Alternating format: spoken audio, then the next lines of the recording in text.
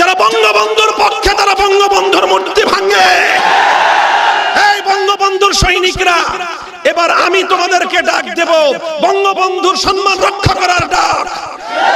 আমরা তোমাদেরকে ডাক দিব, কবরের মধ্যে বঙ্গবন্ধুর আযাব না হওয়ার জন্য যেই পন্থা অবলম্বন করতে হয় সেই পন্থা অবলম্বন করবার ডাক।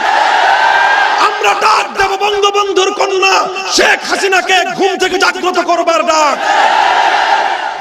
অন্যরা অনেক নাচানাচি করতে পারে, মাননীয় প্রধানমন্ত্রী বঙ্গবন্ধু আপনার বাবা, আপনার হৃদয়ে অন্তত তার প্রতি মমতা এবং ভালোবাসা আছে, বিশ্বাস আমাদের, আমরা বিশ্বাস করি, কাজেও সেটা প্রমাণিত করবেন।